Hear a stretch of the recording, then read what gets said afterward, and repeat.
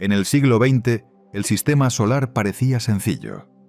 8 planetas desde Mercurio hasta Neptuno y un noveno mundo pequeño, frío y lejano. Plutón. Para varias generaciones, ese punto casi invisible en los mapas escolares marcó el final de todo. Más allá de él, se suponía, solo había oscuridad, vacío y estrellas lejanas. La idea de Borde era clara. El último planeta era la puerta de salida del sistema solar. Pero la historia nunca fue tan simple.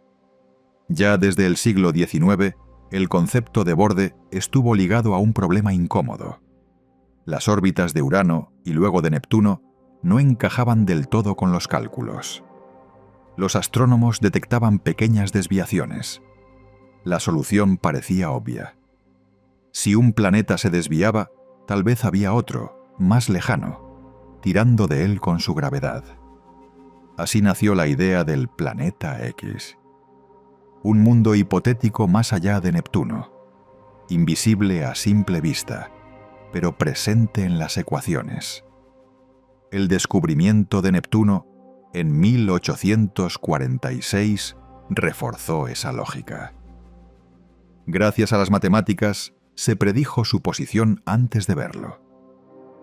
Fue un triunfo espectacular de la física de Newton y dejó un mensaje silencioso. Si una vez funcionó buscar un planeta escondido para explicar anomalías, podía funcionar otra vez.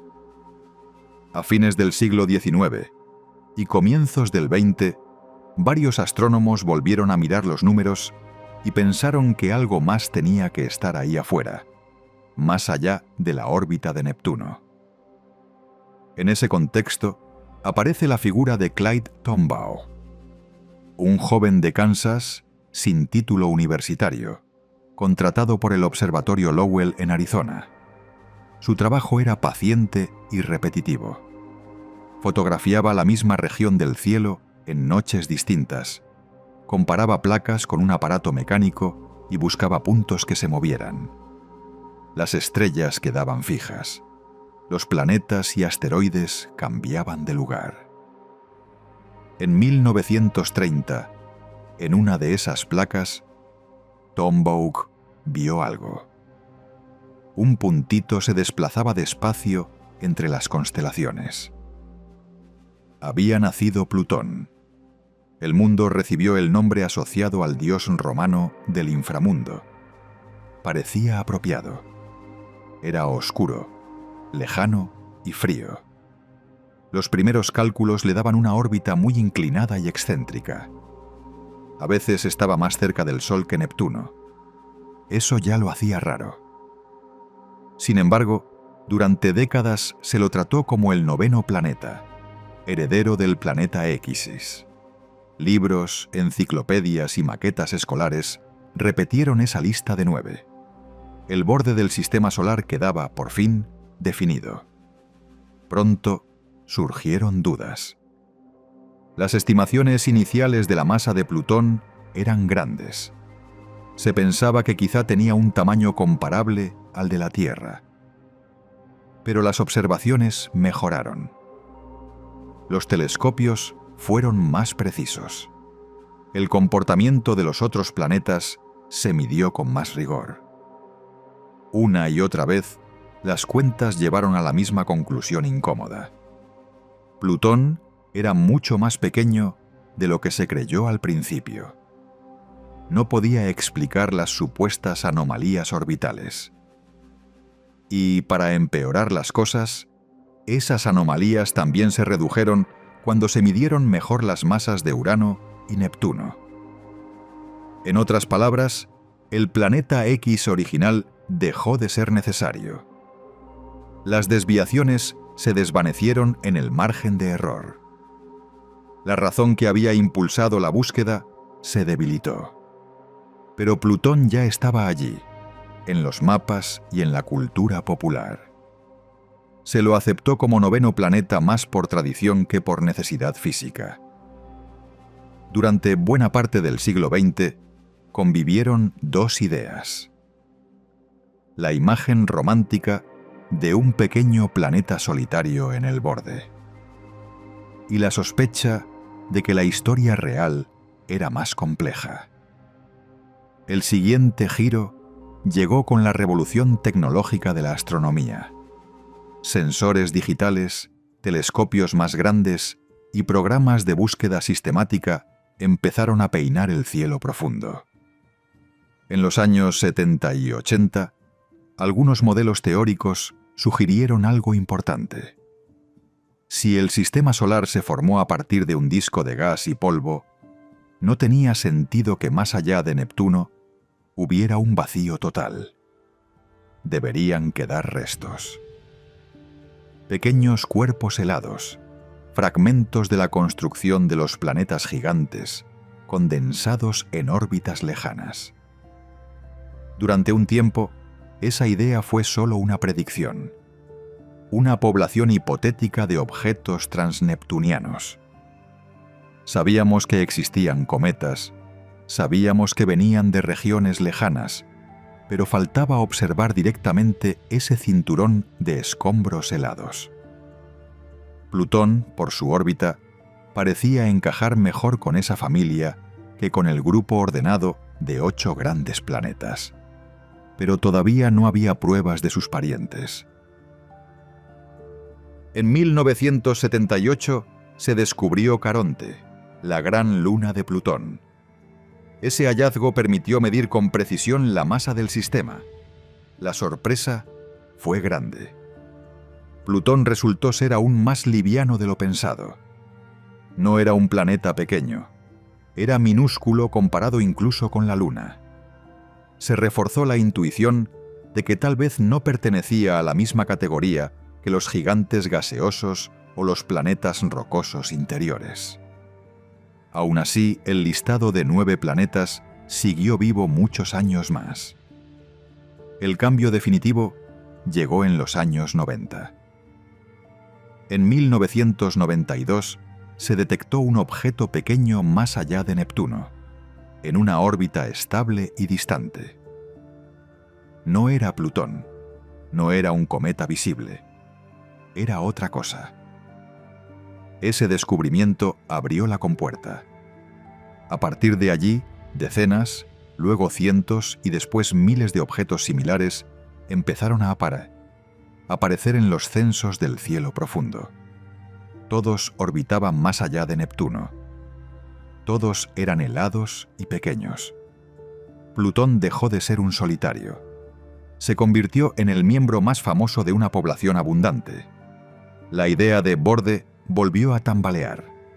Si había tantos cuerpos más allá de Neptuno, el límite del sistema solar no podía ser simplemente el último planeta anotado en un libro de texto. Lo que hasta entonces se veía como una línea, empezó a parecer un territorio. Una franja ancha, repleta de pequeños mundos, cada uno con su historia. La expresión «cinturón de Kuiper» comenzó a usarse cada vez más para describir esa región entre aproximadamente 30 y 50 unidades astronómicas del Sol. En paralelo, se descubrieron cuerpos casi tan grandes como Plutón. Algunos incluso parecían más masivos. Eso forzó una discusión incómoda. Si Plutón era un planeta por tradición, ¿qué se hacía con esos nuevos objetos? ¿Había que sumar planetas a la lista cada vez que apareciera un mundo de tamaño similar? ¿O había que revisar la definición de planeta desde cero? La cuestión dejó de ser un detalle técnico. Afectó la forma en que se enseñaba el sistema solar, la forma en que se dibujaba y se contaba. A comienzos del siglo XXI, la acumulación de datos empujó a la astronomía a una encrucijada. El sistema solar exterior ya no podía ser descrito como 8 grandes planetas, un pequeño planeta excéntrico y luego la nada. Las observaciones mostraban una población rica y variada de cuerpos helados. El borde tradicional se había vuelto más difuso. Al mismo tiempo, aparecía una imagen nueva. En lugar de un simple punto final, empezábamos a ver una segunda franja de mundos más allá de Neptuno. Un cinturón entero de escombros congelados. El cinturón de Kuiper. Desde la órbita de Neptuno hacia afuera, el sistema solar cambia de aspecto. Los gigantes gaseosos quedan atrás. La luz del Sol se debilita. La temperatura cae por debajo de los 200 grados bajo cero. En esa franja lejana aparece otra estructura. No es un planeta ni una luna. Es una población entera de pequeños mundos helados, repartidos como un anillo ancho. A esa región la conocemos hoy como Cinturón de Kuiper. Durante buena parte del siglo XX, el Cinturón de Kuiper fue una idea antes que una observación directa.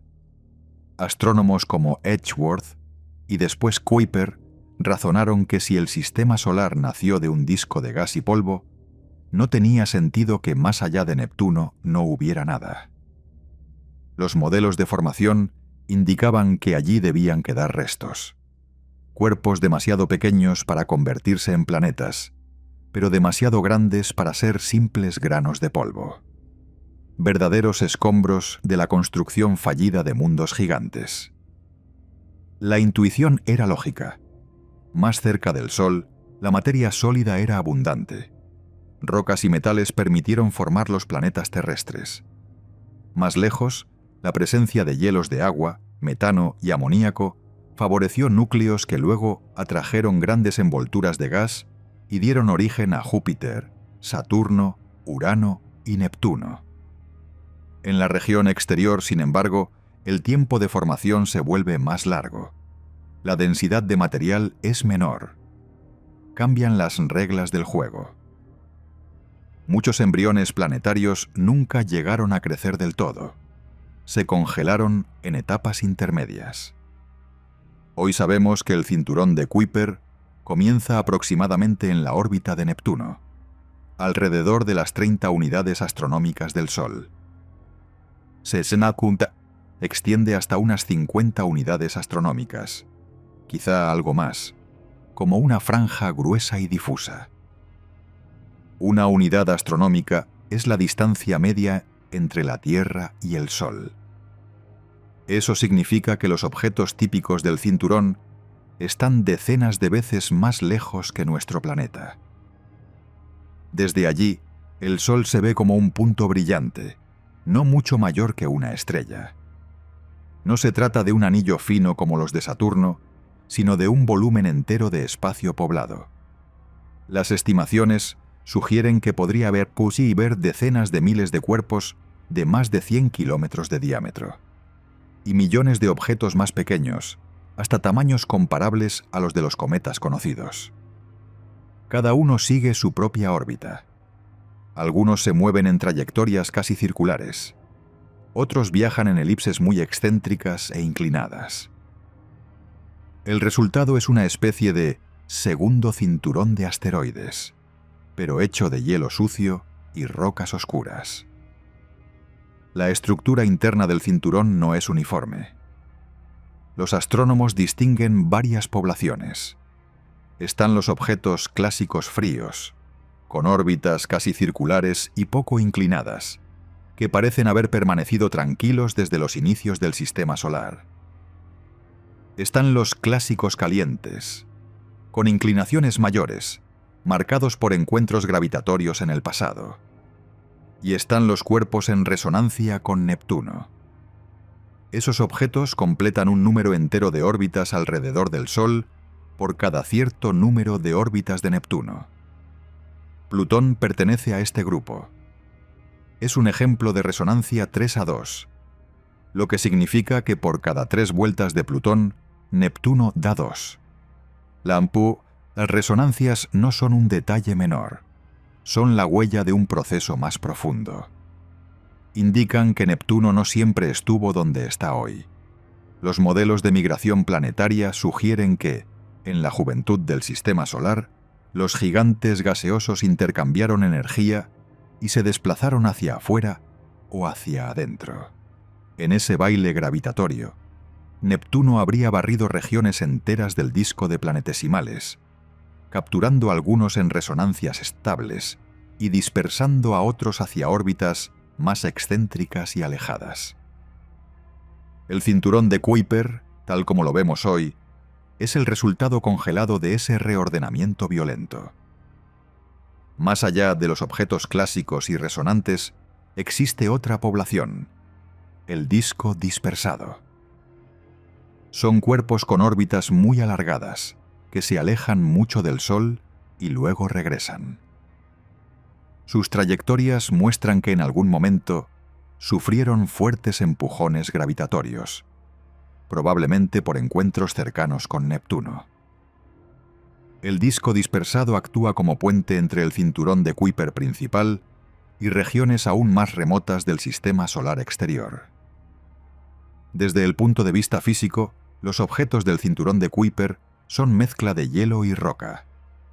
Contienen agua congelada, metano, monóxido de carbono y otros compuestos volátiles.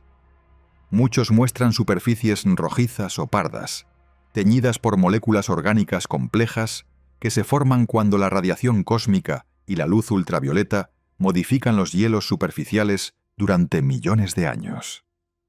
Por esa razón, aunque estén formados por materiales comunes, su aspecto y color nos hablan de una química lenta, trabajada a fuego muy lento en el frío extremo.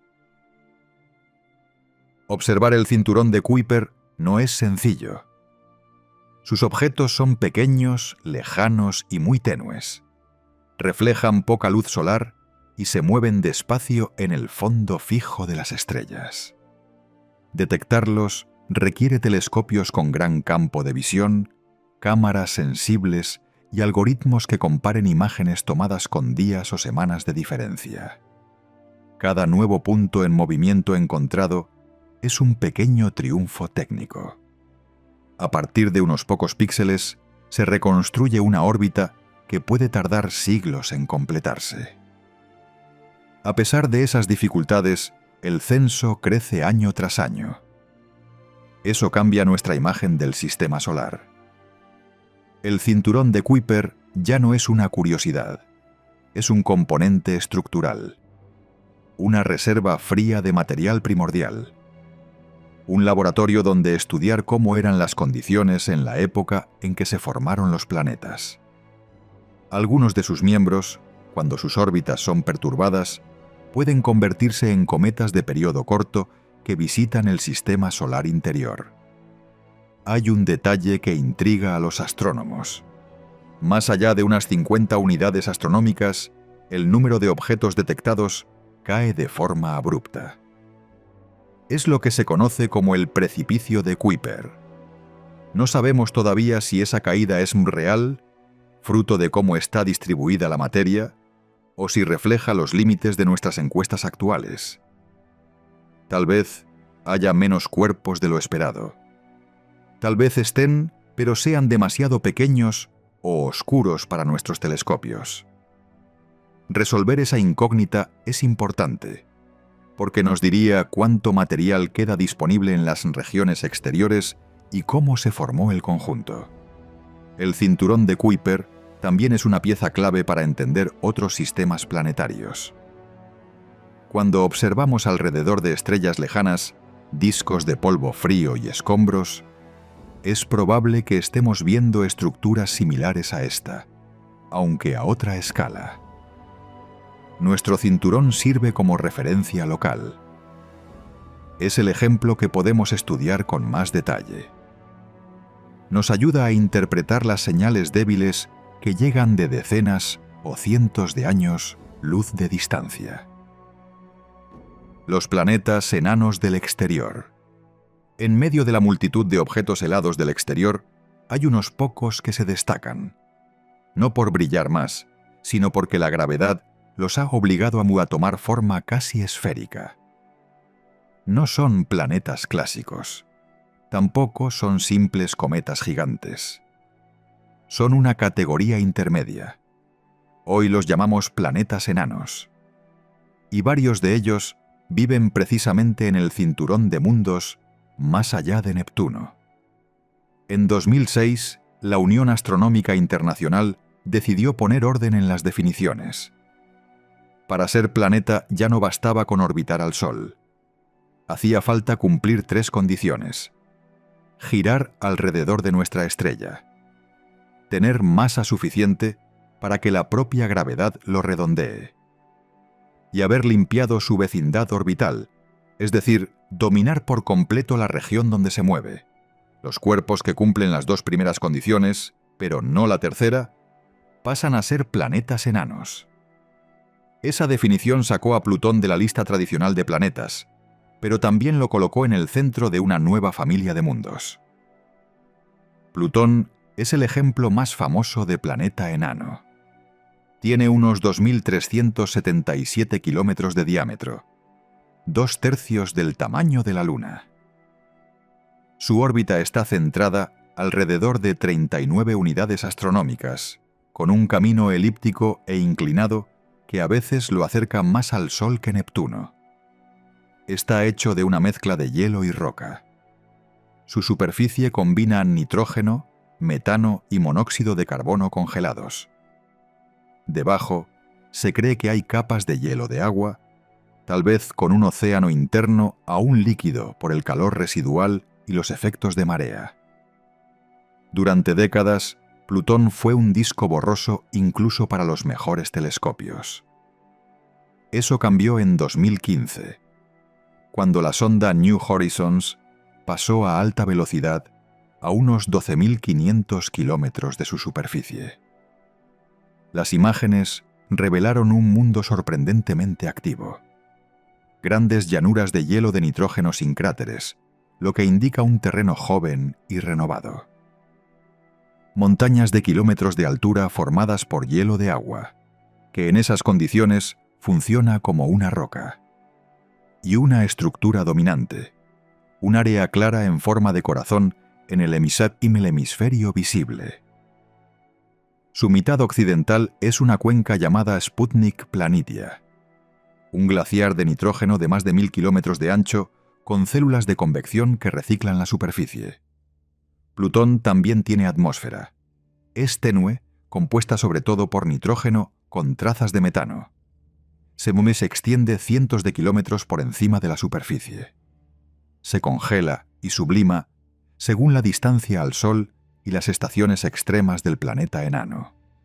Observaciones desde Tierra y desde New Horizons mostraron brumas azules en capas, producidas por moléculas orgánicas complejas, formadas cuando la radiación solar actúa sobre el metano.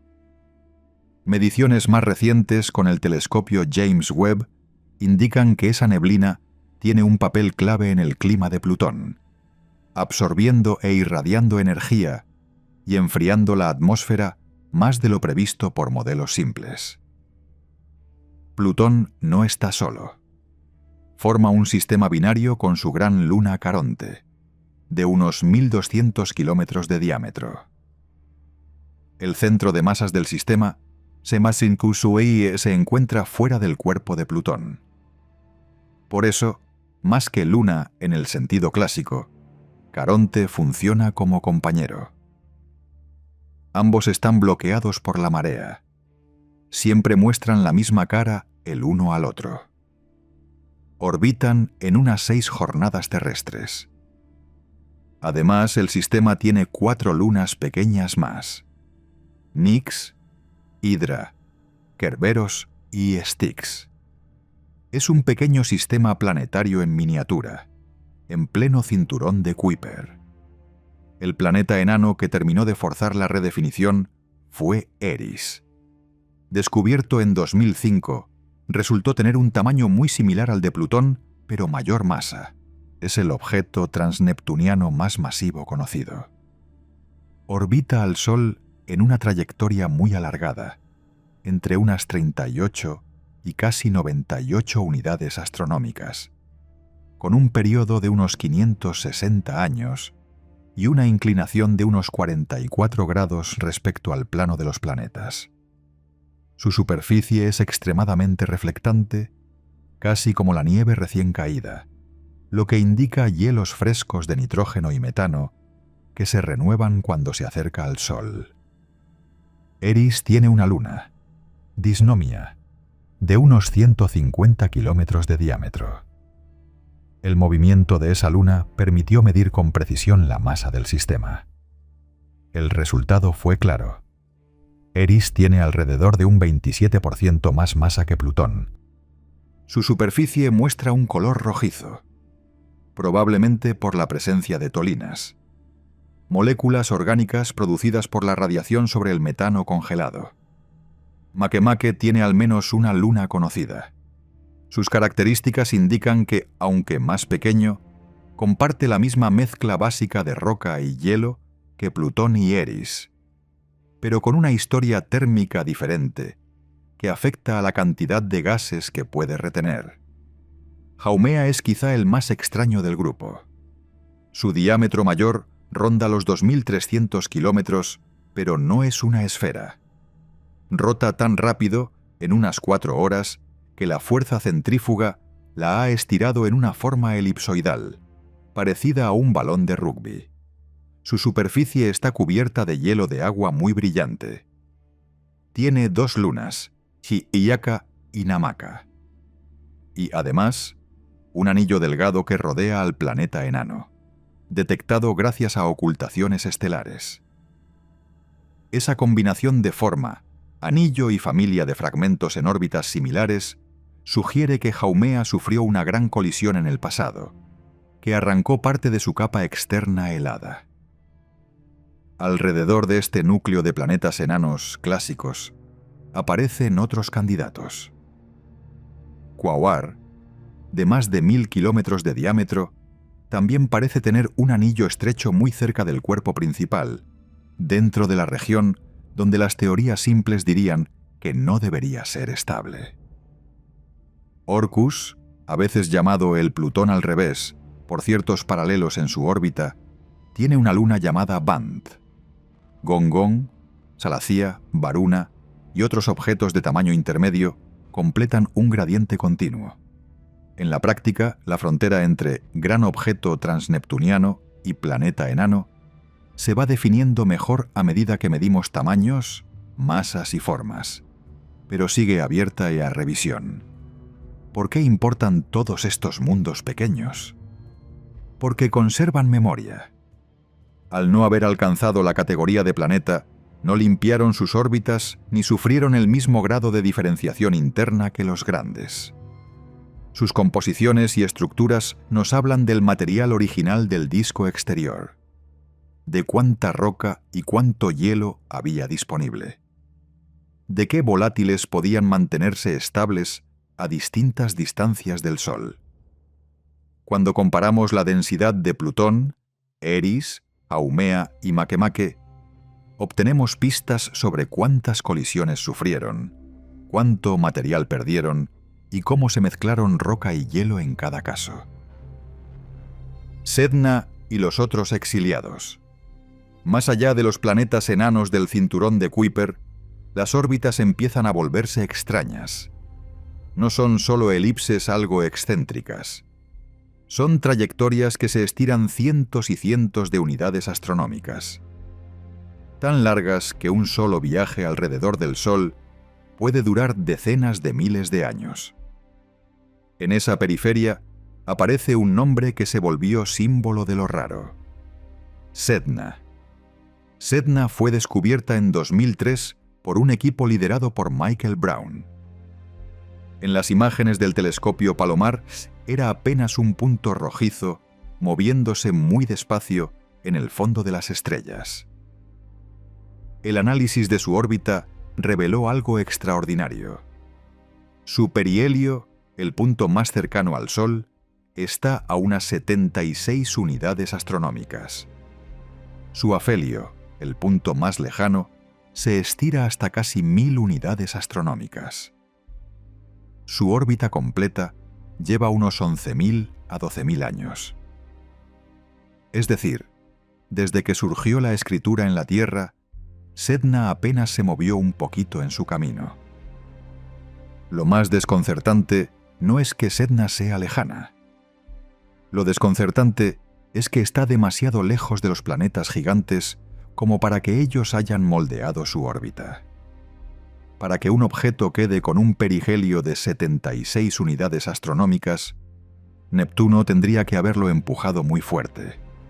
Pero Neptuno solo domina bien hasta unas 30 o 40 unidades astronómicas. Más allá, su influencia se diluye. Sedna parece vivir en una especie de zona de nadie. No pertenece al cinturón de Kuiper clásico. Tampoco está tan lejos como la nube de Oort tradicional. Es un objeto desacoplado. Con el tiempo, se encontraron otros cuerpos con características parecidas. En 2012 apareció 2012 BP113, también con perihelio más allá de 80 unidades astronómicas.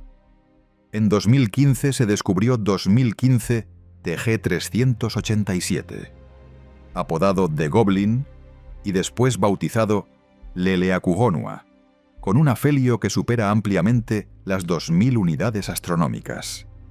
Todos comparten órbitas muy excéntricas y perihelio muy lejano. A esta pequeña familia se la conoce como sednoides. Hoy son solo unos pocos miembros confirmados, pero sus órbitas sugieren que podría haber muchos más que aún no vemos, porque pasan casi todo su tiempo en la oscuridad extrema. La pregunta inevitable es, ¿cómo se coloca un objeto ahí? Una hipótesis es que el Sol no creció solo. Nació dentro de un cúmulo de estrellas, muy cerca de otras. En ese ambiente, una estrella que pasa relativamente cerca puede perturbar los bordes del disco planetesimal. Empuja algunos cuerpos hacia adentro y lanza otros hacia órbitas alargadas, pero todavía ligadas al Sol. Sedna y sus parientes serían restos de ese tránsito temprano. Fósiles dinámicos de la infancia del sistema solar, marcados por un encuentro estelar ya desaparecido.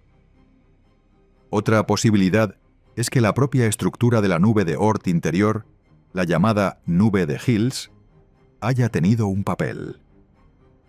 Si el sistema solar expulsó millones de pequeños cuerpos hacia distancias de miles de unidades astronómicas, algunos pudieron quedar en posiciones intermedias, entre el cinturón de Kuiper y esa nube esférica. En ese escenario, Sedna estaría en la pendiente entre el dominio de los planetas gigantes y el dominio de las mareas galácticas y las perturbaciones de otras estrellas. Sus parámetros orbitales serían una huella de cómo se construyó esa transición. La hipótesis más famosa es la de un gran planeta lejano, el llamado Planeta 9. La idea, propuesta en 2016 y refinada después, es elegante. Si existe un planeta varias veces más masivo que la Tierra, en una órbita muy excéntrica, con un semieje mayor de cientos de unidades astronómicas, su gravedad podría agrupar las órbitas de varios objetos extremos. La alineación estadística de las líneas de perihelio de Sedna, 2012 VP113, Leleakuhonua y otros transneptunianos, muy alejados, parecería apuntar a una misma dirección, como si orbitasen bajo la influencia de un mismo pastor gravitatorio invisible. Esa hipótesis no está cerrada. Cuantos más objetos extremos se descubren, más complejo se vuelve el cuadro. Algunos resultados recientes, como el hallazgo de cuerpos con órbitas muy largas que no encajan del todo en el patrón esperado, han llevado a revisar estadísticas y modelos. También se han propuesto explicaciones alternativas. Por ejemplo, que el aparente agrupamiento de órbitas sea, en parte, un sesgo de observación. Tendemos a encontrar objetos en las regiones del cielo donde los telescopios miran con más frecuencia. Si no se corrige bien ese efecto, la señal de un planeta lejano podría ser menos clara de lo que parece. En paralelo, hay equipos que buscan directamente al posible planeta.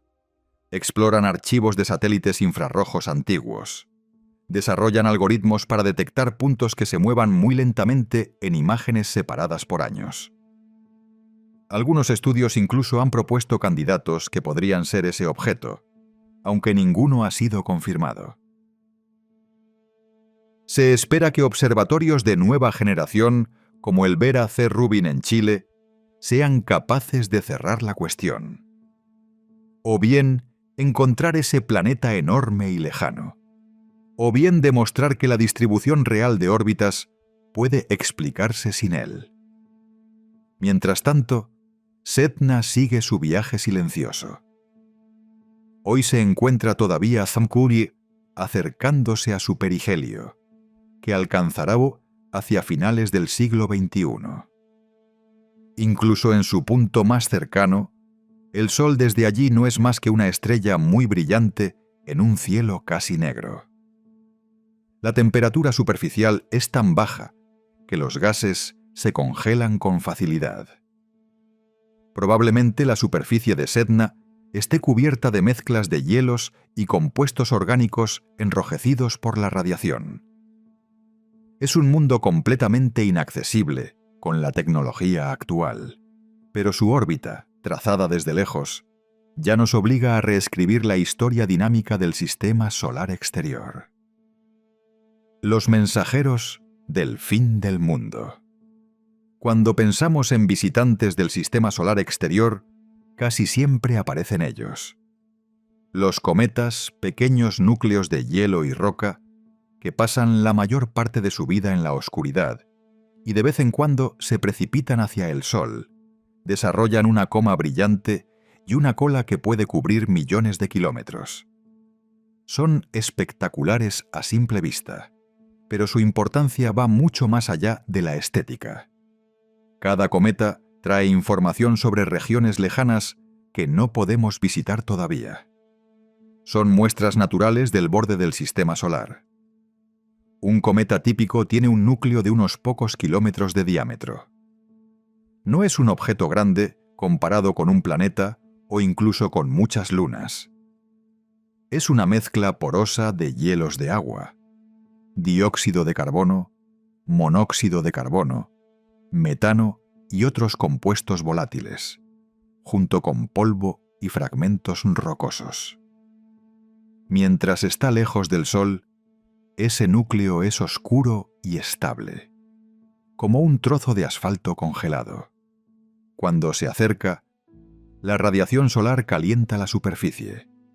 Los hielos subliman, pasan directamente de sólido a oshka, arrastran polvo y crean una atmósfera temporaria alrededor del núcleo. Esa envoltura es la coma. A partir de la coma se forman las colas. Una de polvo, más ancha y curva, empujada por la presión de la luz solar. Otra de gas ionizado, más recta, moldeada por el viento solar y el campo magnético. Las colas siempre apuntan aproximadamente en dirección opuesta al Sol, sin importar hacia dónde se mueva el cometa. Esa geometría permite reconstruir la trayectoria y estimar cómo interactúan el viento solar y el entorno interplanetario con el material expulsado. Por sus órbitas, los cometas se dividen en dos grandes familias. Los cometas de periodo corto completan una vuelta alrededor del Sol en menos de 200 años. Sus órbitas suelen estar más o menos alineadas con el plano de los planetas. Muchos pertenecen a la llamada familia de Júpiter, porque ese planeta domina su dinámica.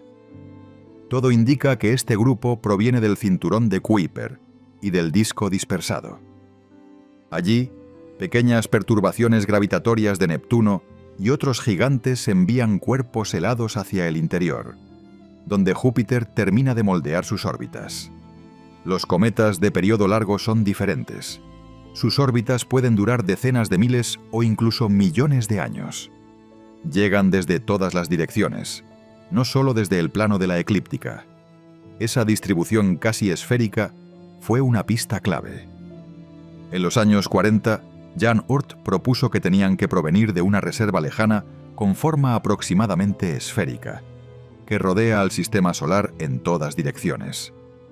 Esa reserva es la nube de Oort.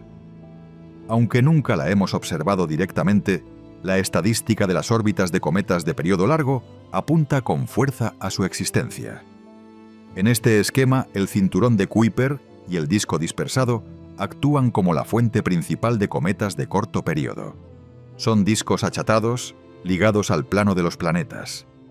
La nube de Oort sería la gran reserva de largo periodo, extendida a miles o decenas de miles de unidades astronómicas. Esas dos regiones almacenan material que sobró de la formación planetaria. Son depósitos fríos de bloques que nunca llegaron a convertirse en planetas. Cuando alguna perturbación externa los saca de su órbita estable, se convierten en visitantes. Vuelan hacia el interior, pasan cerca del Sol unas cuantas veces y con el tiempo se desintegran o son expulsados del sistema. Los cometas interesan también por su contenido químico. Son cápsulas del tiempo. Conservan hielos y compuestos orgánicos que se formaron cuando el sistema solar era un disco de gas y polvo. Analizar su composición ayuda a responder preguntas sobre el origen del agua y de las moléculas orgánicas en la Tierra. Algunas medidas de isótopos del hidrógeno en el agua de ciertos cometas no coinciden bien con la del océano terrestre, lo que indica que los asteroides ricos en agua también tuvieron un papel importante. Aún así, los cometas siguen siendo candidatos razonables para haber entregado una parte de los volátiles y de las moléculas complejas que hicieron posible la química prebiótica. A escala geológica, los cometas son también un riesgo. Un núcleo de unos pocos kilómetros que impacta un planeta puede liberar energía equivalente a millones de bombas nucleares. La historia de la Tierra muestra huellas de impactos violentos. No todos fueron cometas, muchos fueron asteroides, pero el mecanismo básico es el mismo. Un buen recordatorio de esta energía lo dio el cometa Shoemaker-Levy 9 en 1994. El cometa, atrapado por la gravedad de Júpiter, se fragmentó y sus trozos chocaron contra la atmósfera del planeta gigante a decenas de kilómetros por segundo. Los impactos dejaron manchas oscuras más visibles que la Gran Mancha Roja y generaron penachos que se elevaron miles de kilómetros. Fue la primera vez que vimos en tiempo real una colisión de esa escala entre dos cuerpos del sistema solar. Ese evento reforzó una idea importante. Júpiter y los otros gigantes gaseosos actúan en parte como escudos. Capturan o desvían cometas y asteroides que, de otro modo, podrían cruzar las órbitas de los planetas interiores con más frecuencia. La misma Neuwitia, gravedad que lanzó muchos cuerpos hacia el exterior en la infancia del sistema solar, también limpia, hasta cierto punto, el entorno actual. No es una protección absoluta, pero reduce la tasa de impactos directos en la región donde se encuentran la Tierra, Venus y Marte. En las últimas décadas, la preocupación por impactos potencialmente peligrosos llevó a desarrollar el concepto de defensa planetaria. La mayor parte de los esfuerzos se centra en asteroides cercanos a la Tierra, porque son más numerosos y más detectables que los cometas de periodo largo. Aún así, las técnicas que probamos sirven para ambos tipos de objetos. En 2022, la misión DART de la NASA probó por primera vez en la práctica la desviación de un pequeño cuerpo mediante un impacto controlado. La nave chocó deliberadamente contra la luna Dimorphos del asteroide Didymos. El impacto modificó su periodo orbital en más de media hora. Fue una demostración exitosa de que un empujón bien calculado puede cambiar la trayectoria de un objeto. Este tipo de misiones se basa en algo que los cometas nos enseñan desde hace siglos. Las órbitas se pueden perturbar. Un encuentro cercano con un planeta, la acción acumulada de la gravedad de muchos cuerpos o incluso el impulso asimétrico de los chorros de gas que salen de un núcleo activo pueden cambiar la ruta de un cometa. Lo que para nosotros es una amenaza potencial Para la dinámica del sistema solar, es una consecuencia natural de tener muchas masas interactuando durante miles de millones de años. El océano de hielo invisible. Imaginemos de nuevo el sistema solar desde lejos, muy lejos, más allá de Plutón, más allá del cinturón de Kuiper, más allá incluso de las órbitas extremas de objetos como Sedna. A esa distancia, los planetas ya no importan. Son puntos minúsculos orbitando una estrella también minúscula. Sin embargo, incluso ahí, el Sol sigue mandando. Su gravedad todavía sujeta una reserva enorme de pequeños cuerpos helados. A esa reserva la llamamos nube de Oort. La nube de Oort es una hipótesis muy sólida. No la vemos directamente. Con los telescopios actuales, los objetos individuales serían demasiado pequeños y demasiado oscuros. Lo que sí vemos es la pista indirecta. Una lluvia lenta pero constante de cometas de periodo largo que llegan desde todas las direcciones del cielo. No vienen preferentemente desde el plano de los planetas. Vienen de arriba, de abajo, de los costados. Para que eso ocurra, la fuente debe ser casi esférica. Una esfera de cuerpos helados que rodea al Sol en todas direcciones. Las estimaciones sitúan la nube de Oort entre unas 2.000 y hasta 100.000 unidades astronómicas del Sol. La parte externa podría llegar cerca de un año luz de distancia. Eso es una fracción del camino hasta la estrella más cercana, Próxima Centauri, que está a poco más de 4 años luz. En otras palabras, la nube de Oort ocupa una parte apreciable del espacio intermedio entre el Sol y sus vecinos estelares más cercanos. Desde el centro, el Sol se ve como un punto brillante. Pero ya no domina el escenario en soledad. Los modelos actuales suelen dividir esta estructura en dos componentes. La nube interior, o nube de Hills, sería una especie de región más densa, más achatada, que se extiende quizás desde unas pocas centenas hasta varios miles de unidades astronómicas. La nube exterior, la que solemos imaginar cuando pensamos en la nube de Oort clásica, sería casi esférica y ocuparía las distancias mayores.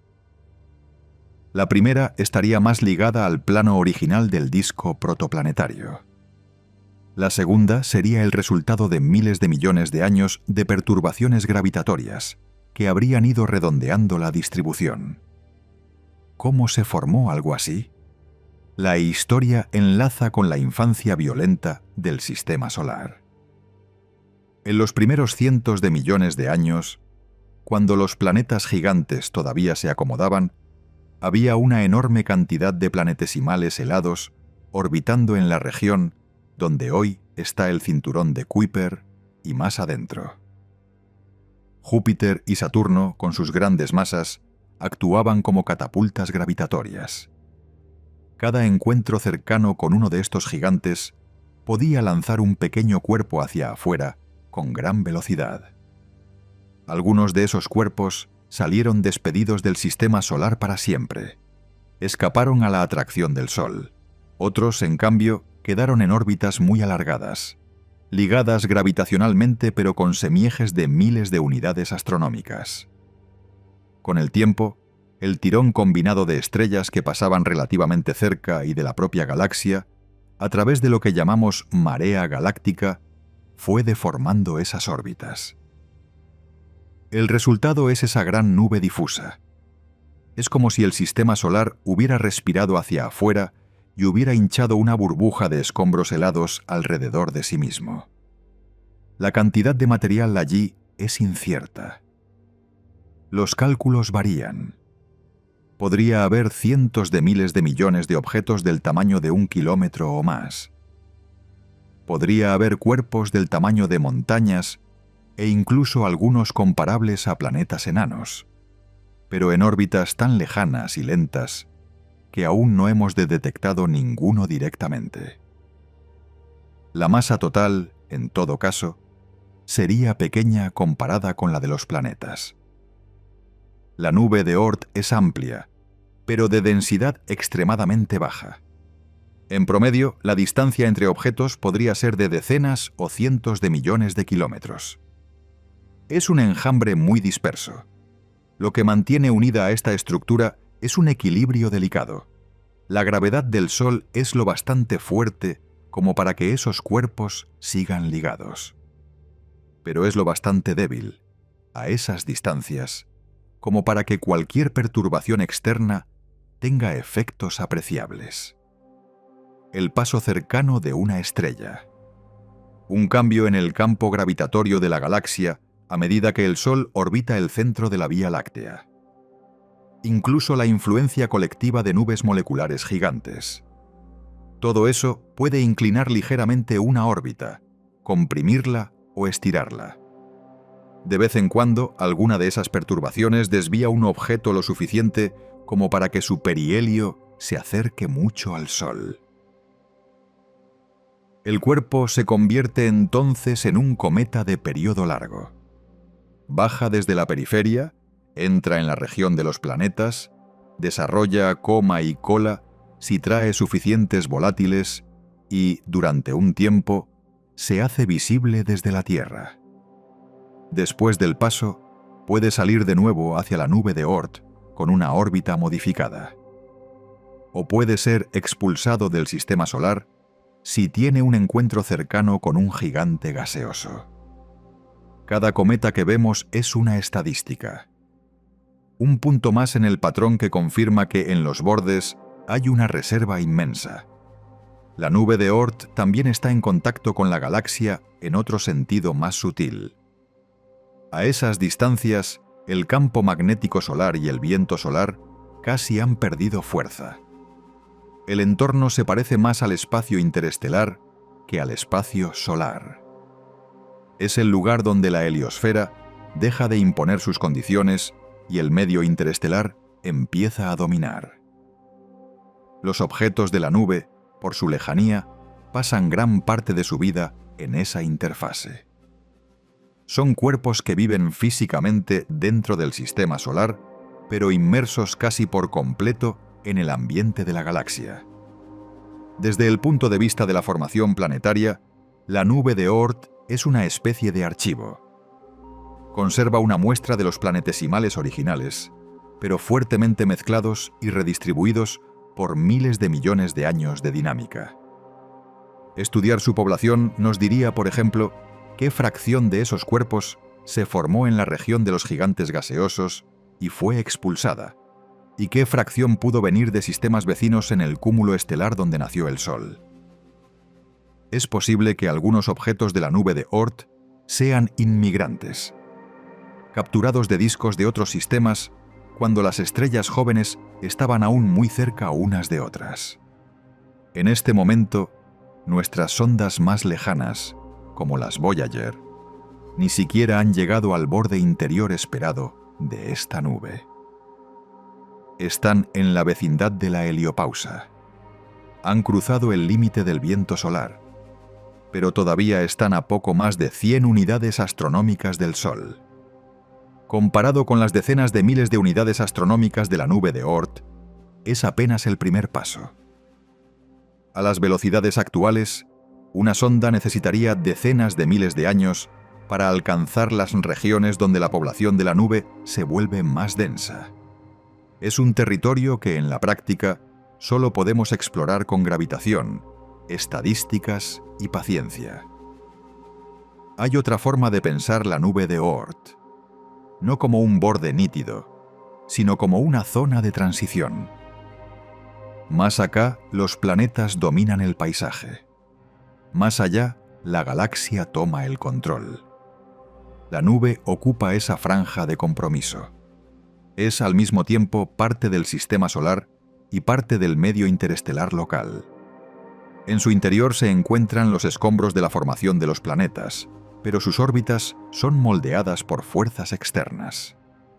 Es un recordatorio de que el sistema solar no está aislado. Es una subestructura dentro de algo mayor.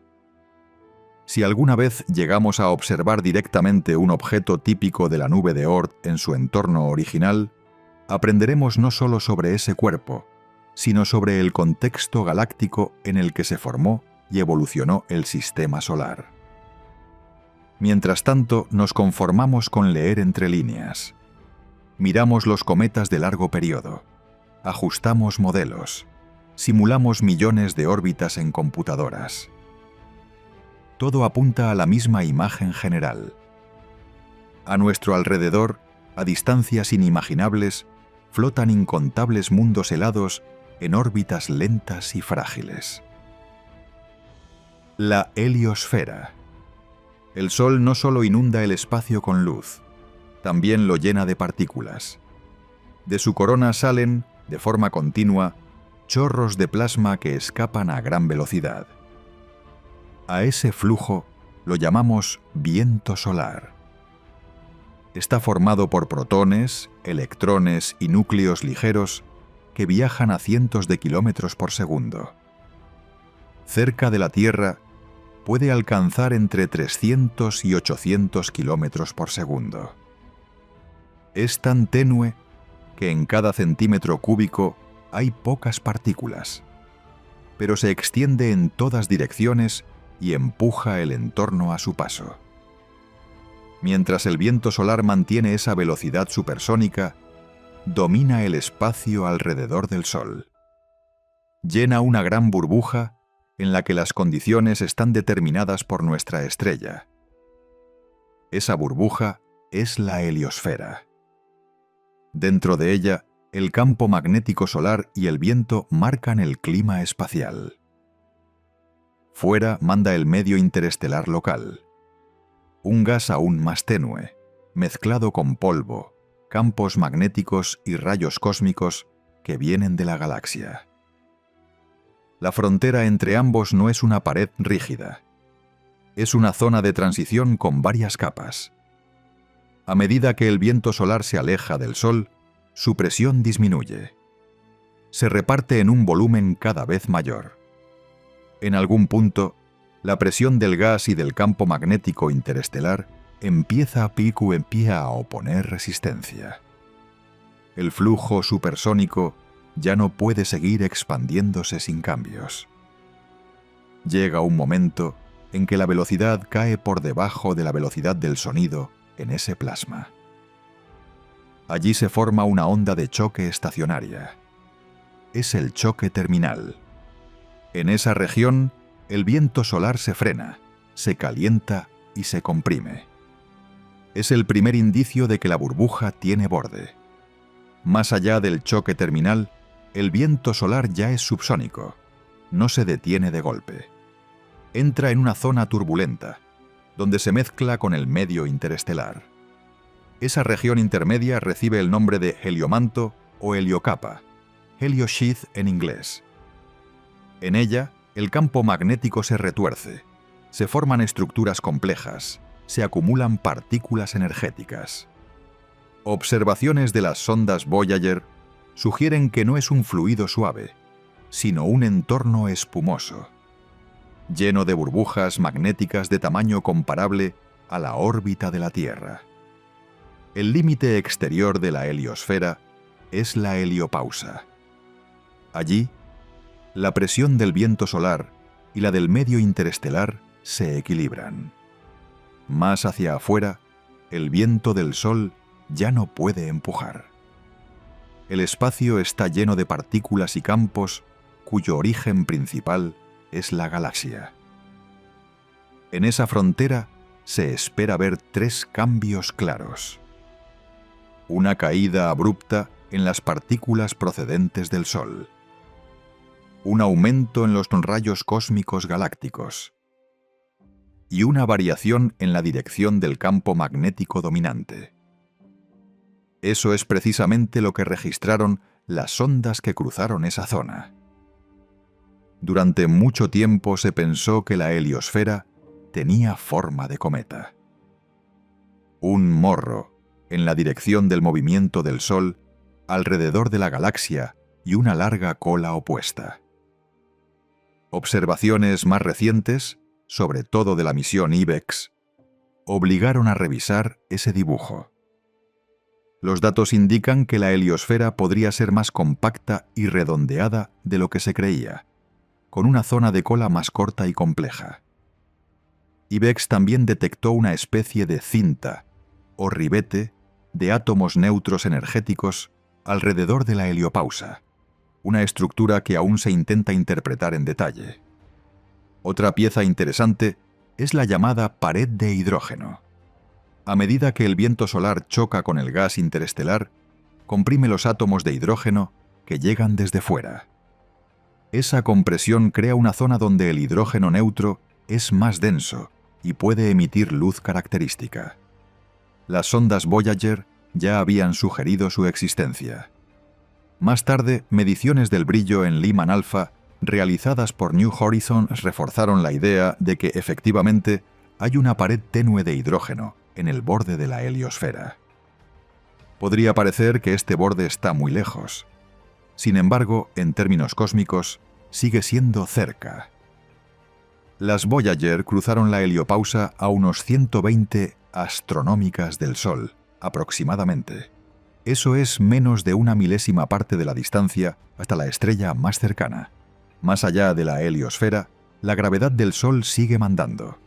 Los objetos de la nube de Oort siguen ligados a él. La heliopausa marca el final efectivo del viento solar, no el final del dominio gravitatorio. Es un borde físico y de entorno, no un corte absoluto en la influencia del Sol. Todo esto tiene consecuencias directas para la Tierra. La heliosfera actúa como un escudo parcial frente a los rayos cósmicos galácticos. No los bloquea por completo, pero reduce su flujo. El viento solar y el campo magnético asociado desvían una parte de esas partículas de alta energía. Cambios en el tamaño y la forma de la heliosfera, ligados al ciclo de actividad solar y a variaciones en el medio interestelar, pueden modificar cuántos rayos cósmicos llegan a las cercanías de nuestro planeta. Es un factor más dentro del clima espacial de larga escala. Nuestra imagen de la heliosfera se basa en 3 tipos de datos. Medidas directas de sondas que viajan hacia afuera. Observaciones de átomos neutros que se forman en las fronteras y viajan de regreso hacia el interior. Y modelos numéricos que simulan la interacción entre el viento solar y el medio interestelar. La comparación constante entre teoría y medida ha producido varias sorpresas. Una de ellas fue la distancia real de la heliopausa. Muchos modelos la situaban más lejos. El hecho de que las Voyager la encontraran antes obligó al SKY a revisar supuestos sobre la presión del medio interestelar y sobre la física del plasma en la heliocapa. Los embajadores de la penumbra. Cuando miramos la heliosfera en un esquema, todo parece limpio y abstracto. Líneas, fronteras, capas. Pero para saber cómo es de verdad, había que ir. Había que enviar naves que se alejaran de los planetas, cruzaran la burbuja del viento solar y siguieran hacia el medio interestelar. Esas naves existen. Llevan décadas viajando. Y hoy son los mensajeros más lejanos que ha construido nuestra especie. Las primeras en intentarlo fueron las Pioneer. Pioneer 10 despegó en 1972. Pioneer 11 en 1973. Fueron sondas sencillas comparadas con las de hoy, pero abrieron camino. Pioneer 10 fue sí el primer artefacto humano en atravesar el cinturón de asteroides y en sobrevolar Júpiter. Pioneer 11 hizo lo mismo, y además visitó Saturno. Después de sus encuentros, ambas naves siguieron volando en trayectorias de escape. Alcanzaron la velocidad suficiente para no volver nunca más al entorno cercano al Sol. Con el tiempo, sus fuentes de energía se agotaron. La comunicación se volvió cada vez más débil. El último contacto útil con Pioneer 11 se produjo en 1995, cuando estaba a unas 44 unidades astronómicas de la Tierra. Pioneer 10 mantuvo el enlace algo más. La última telemetría se recibió en 2002. El último intento de contacto, en 2003, ya no detectó señal. En la práctica, ambas sondas se convirtieron en barcos fantasmas interestelares, siguiendo su rumbo sin poder hablar con nosotros. El relevo lo tomaron las Voyager. Voyager 2 despegó en agosto de 1977. Voyager 1 en septiembre del mismo año. Su misión primaria era ambiciosa: aprovechar una alineación poco frecuente de los planetas gigantes para hacer un tour por el exterior del sistema solar. Voyager 1 sobrevoló Júpiter y Saturno. Voyager 2 visitó Júpiter, Saturno, Urano y Neptuno, convirtiéndose en la única nave que ha visto de cerca esos 4 mundos gigantes. Una vez completados esos encuentros, ambas quedaron en trayectoria de salida. Lo que vino después se conoce como misión interestelar. En agosto de 2012, a unos 122 unidades astronómicas del Sol, Voyager 1 cruzó la heliopausa. Fue la primera nave en entrar en el medio interestelar, fuera de la burbuja directa del viento solar. Los instrumentos registraron exactamente lo que la teoría predecía: caída brusca de partículas cargadas procedentes del Sol, aumento de rayos cósmicos galácticos y cambios en el campo magnético dominante. La confirmación definitiva llegó en 2013, después de analizar en detalle los datos. A esa distancia, la luz del Sol tarda casi 17 horas en llegar a la nave. Voyager 2 repitió la hazaña en 2018, pero por el hemisferio sur de la heliosfera, a unas 119 a 120 unidades astronómicas. Comparar los datos de ambas entradas permitió ver que la heliopausa no es una esfera perfecta. Es una frontera irregular, que se abomba y se comprime según la dirección y según cambian la actividad solar y el medio interestelar local. Hoy, Voyager 1 es el objeto humano más lejano. Se encuentra a más de 160 veces la distancia entre la Tierra y el Sol, con un retardo de comunicaciones de casi un día de luz. Los generadores de radioisótopos que la alimentan se debilitan año tras año. Sin embargo, los equipos de NASA han ido apagando instrumentos de forma selectiva para ahorrar energía y mantener activos algunos sensores clave y, sobre todo, la antena de alta ganancia. En 2025 incluso, lograron reactivar un propulsor de orientación que llevaba 2 décadas apagado, extendiendo un poco más la vida útil de la misión. Se espera que al menos 1 o 2 instrumentos puedan seguir funcionando hasta entrados los años 2030. Después, la nave seguirá su viaje en silencio hacia la nube de Oort. A velocidades humanas, ese viaje es desesperantemente lento. Aunque Voyager 1 ha abandonado la heliosfera, sigue muy lejos de cualquier estrella. Le llevaría decenas de miles de años alcanzar 1 año luz de distancia, y más de 70.000 años acercarse tanto como ahora lo estamos de Próxima Centauri. Pero en otra escala, ya ha cruzado un límite fundamental. Sus instrumentos miden hoy directamente el plasma, los campos magnéticos y los rayos cósmicos del espacio interestelar local. Cada paquete de datos que llega es una muestra del entorno que rodea al sistema solar como un todo. En paralelo, otra sonda recorre una ruta diferente hacia el exterior. New Horizons. Lanzada en 2006, fue diseñada para hacer algo que los astrónomos venían soñando desde hacía décadas: sobrevolar Plutón de cerca. La nave aprovechó un impulso gravitatorio en Júpiter en 2007. y tras casi 10 años de viaje, pasó a poco más de 12.000 kilómetros de la superficie de Plutón en julio de 2015. Por primera vez vimos ese mundo helado con detalle. Montañas de hielo de agua, llanuras de nitrógeno, atmósfera azulada. Después del encuentro, New Horizons siguió adelante, adentrándose en el cinturón de Kuiper. Su segunda gran cita fue con Arrokoth, un pequeño objeto de la región fría del cinturón. El sobrevuelo tuvo lugar el 1 de enero de 2019. Las imágenes mostraron un cuerpo de 2 lóbulos unidos, parecido a un muñeco de nieve aplastado.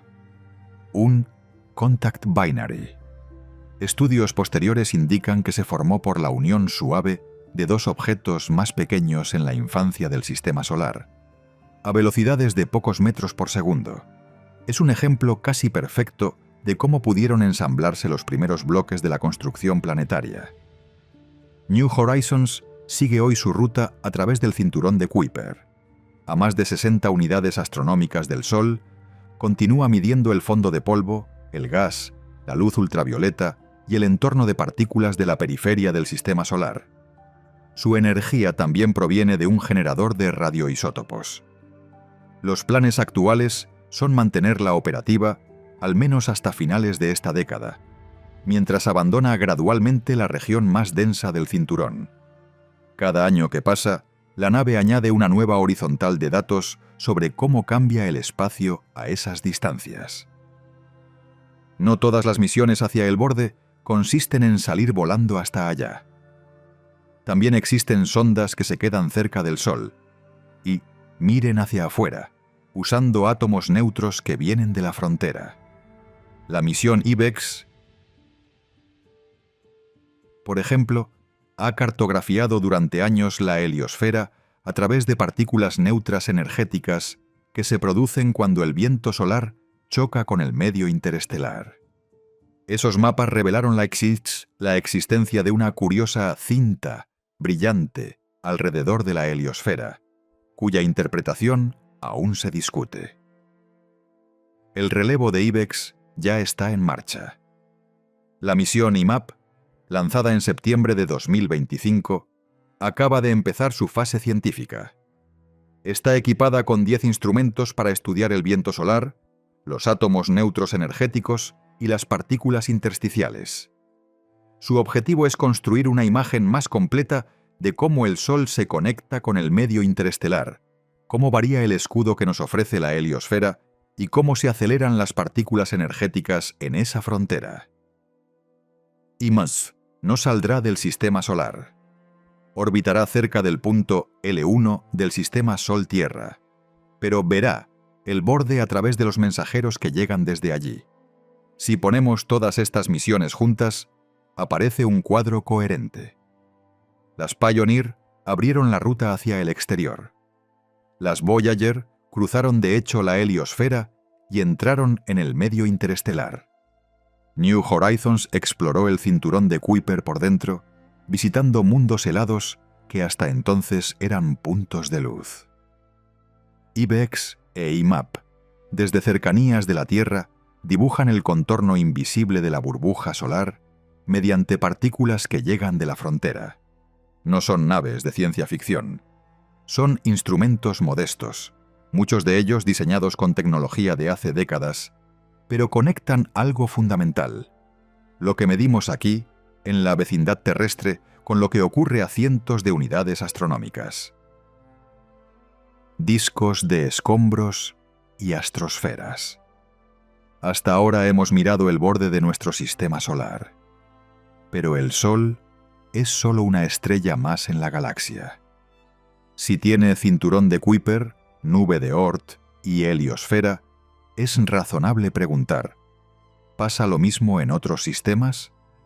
¿Hay otros bordes allá afuera, anillos fríos y burbujas de viento estelar alrededor de estrellas lejanas? La respuesta, en gran medida, es sí. No vemos los pequeños cuerpos uno por uno. Lo que vemos es el polvo que producen cuando chocan entre sí. Esos granos absorben luz estelar y la reemiten en infrarrojo. Así fue como, en los años 80, satélites como IRAS detectaron por primera vez excesos infrarrojos alrededor de estrellas aparentemente normales. La emisión extra no venía de la estrella. Venía de discos de escombros. Hoy sabemos que entre un 20 y un 30% de las estrellas cercanas muestran ese tipo de señal. A esos discos se los llama discos de escombros o debris disks. Son análogos lejanos de nuestro cinturón de Kuiper y a Mussashi, en algunos casos, también del cinturón de asteroides. La idea es simple.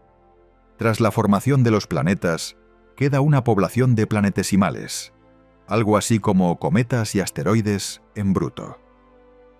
Esos cuerpos chocan, se fragmentan y generan polvo de forma continua.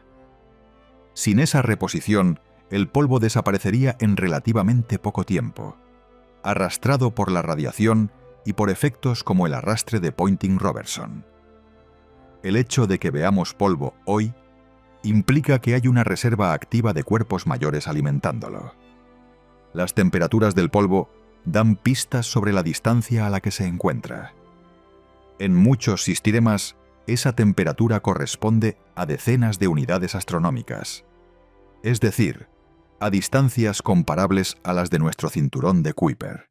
No vemos una nube de Oort completa, porque sería demasiado tenue, pero sí vemos anillos fríos que se parecen bastante a una versión amplificada de nuestra propia franja de mundos helados.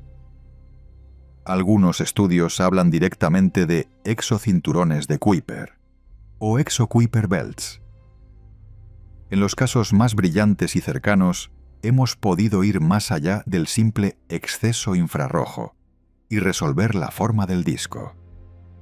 Observatorios como ALMA o el telescopio espacial Hubble Space Telescope han tomado imágenes en las que se ven directamente los anillos y vacíos. Uno de los ejemplos clásicos es el sistema de Fomalhaut. Allí se observa un anillo estrecho y excéntrico de polvo frío a unas 140 unidades astronómicas de la estrella.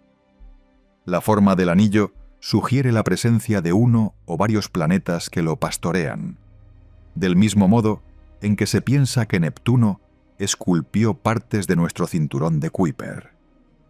Otros sistemas muestran arquitecturas aún más complejas.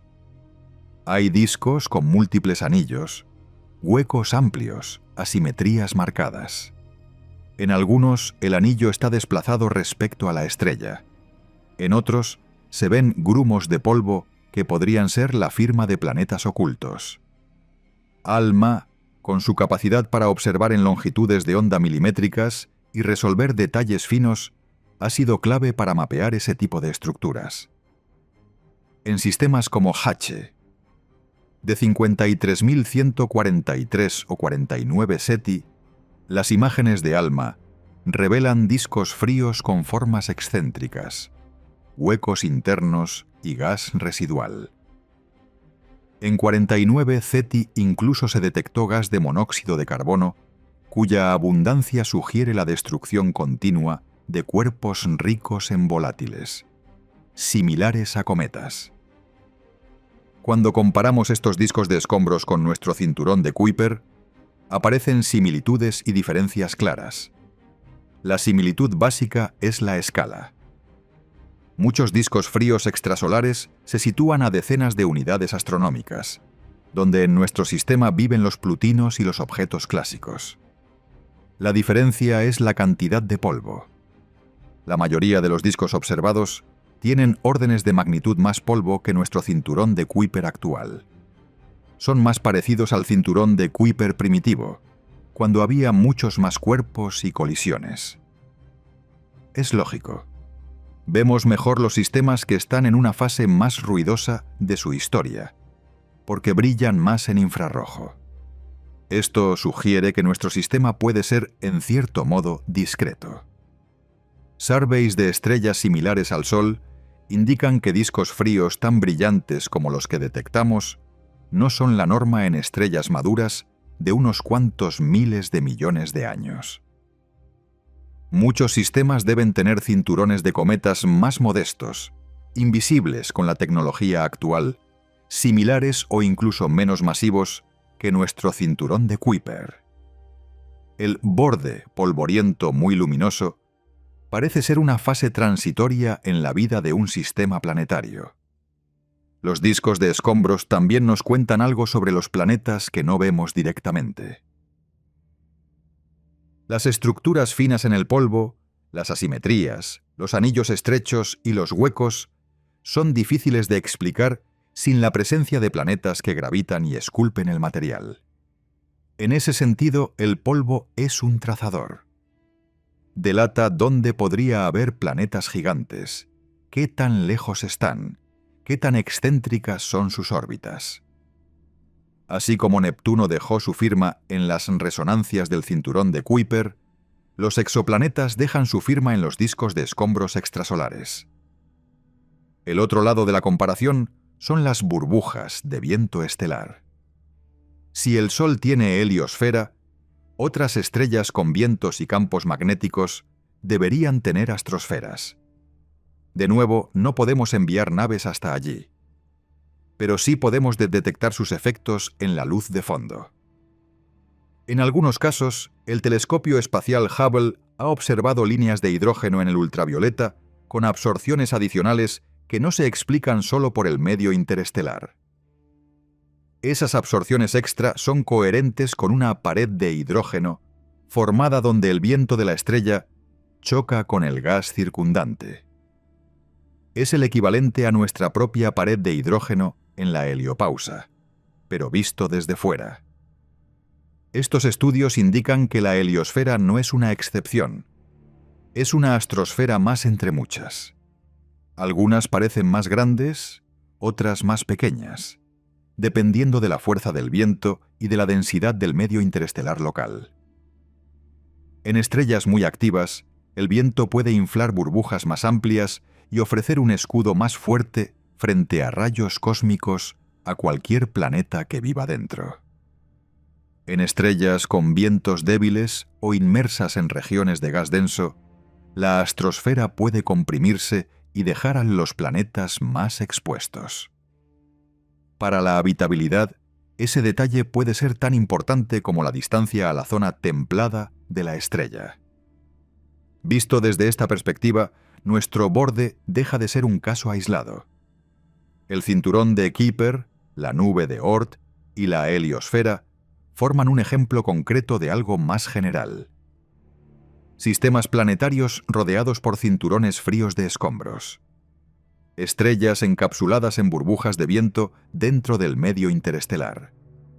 La variedad observada, desde discos delicados hasta anillos muy masivos y asimétricos, nos dice que la historia de cada sistema puede ser muy distinta.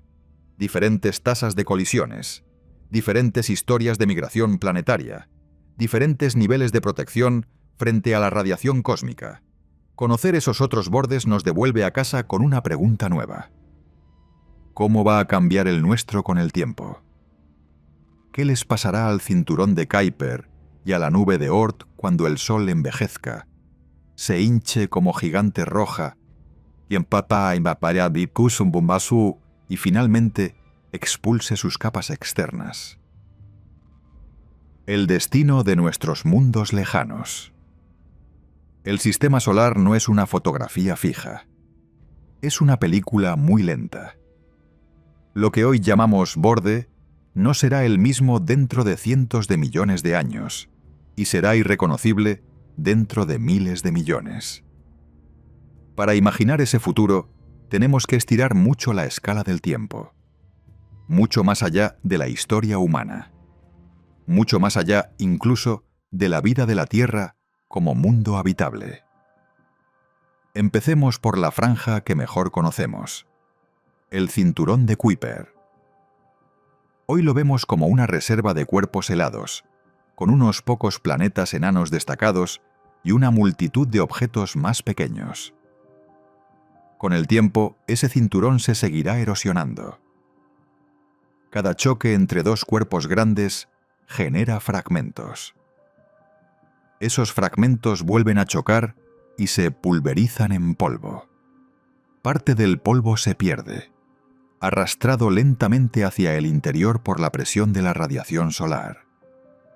Parte es expulsado del sistema por interacciones gravitatorias. En escalas de miles de millones de años, el cinturón será menos masivo, más tenue, más difícil de detectar desde fuera. Algo similar ocurre con el disco dispersado.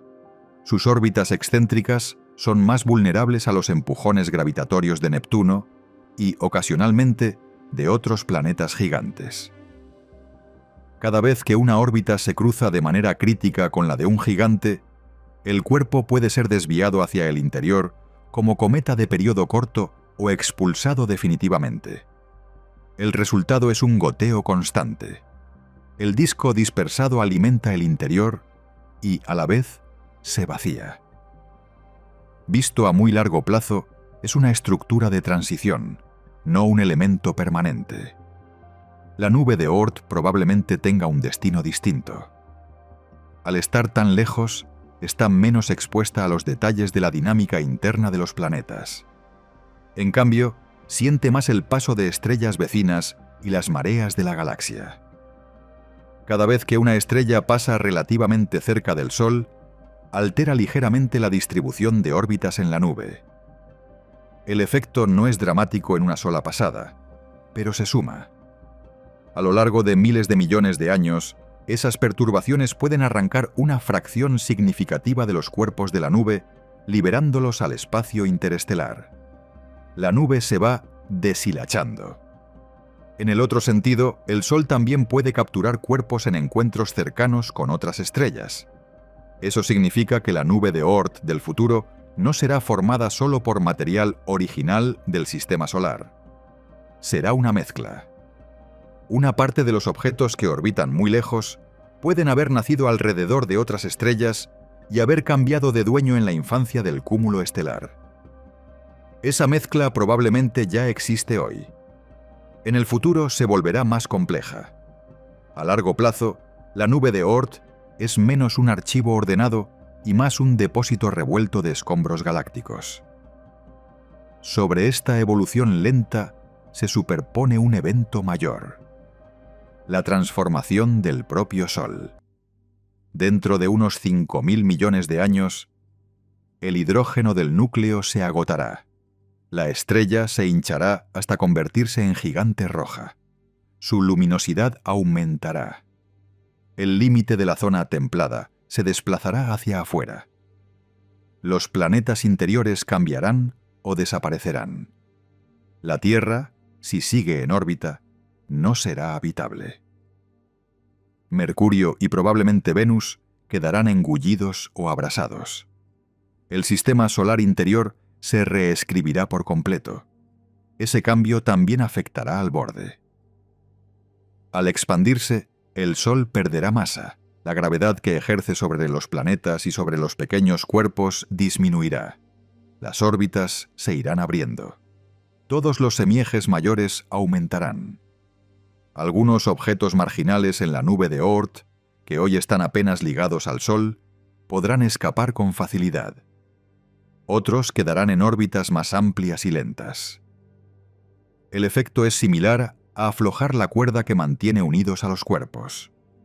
El tamaño gravitatorio del sistema solar crecerá en términos de distancias, pero su control efectivo sobre los objetos más lejanos será menor.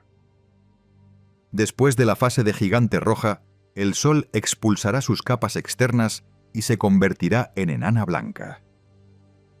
Un remanente caliente y pequeño, más o menos del tamaño de la Tierra, pero con una fracción significativa de la masa solar original. Desde ese momento, la luminosidad irá descendiendo lentamente durante miles de millones de años. No habrá viento solar intenso como el de hoy.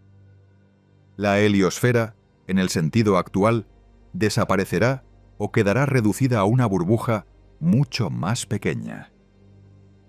el borde definido por la heliopausa ya no tendrá el mismo significado.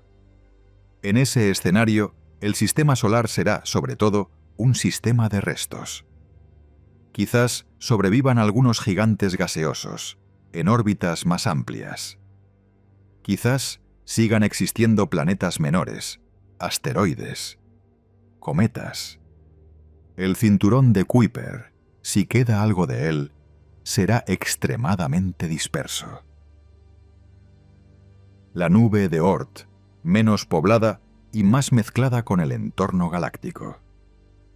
El borde ya no estará marcado por un cambio brusco de viento estelar, sino por la distancia hasta donde la débil gravedad de la enana blanca aún consiga retener algunos cuerpos frente a las perturbaciones de las estrellas vecinas. Desde nuestra perspectiva, sin embargo, estas sondas son marcas. Son los primeros artefactos que cruzaron la heliopausa. Los primeros que entraron en el medio interestelar con una etiqueta humana. Llevan placas y discos con información sobre quiénes éramos cuando los lanzamos. No cambian la dinámica del borde del sistema solar, pero cambian la forma en que nosotros lo pensamos. Por primera vez, el límite no es solo algo que medimos desde lejos. Es un lugar que hemos tocado con instrumentos construidos en un planeta pequeño alrededor de una estrella mediana. Si pudiéramos congelar el tiempo y mirar el sistema solar desde afuera, veríamos una estrella envuelta en una burbuja tenue, rodeada por una corona casi invisible de cuerpos helados. No habría un muro, ni una puerta de salida. Habría gradientes, cambios suaves, transiciones. El borde es, en última instancia, un concepto que nosotros trazamos sobre un proceso continuo. Sin embargo, recorrerlo nos enseña algo esencial. Incluso en los lugares más lejanos, donde la luz del sol es solo una chispa en la oscuridad, la historia de nuestra estrella y de nuestros planetas sigue dejando huellas. Y que comprender esas huellas es parte de entender quiénes somos y dónde exactamente empieza y termina nuestro hogar cósmico.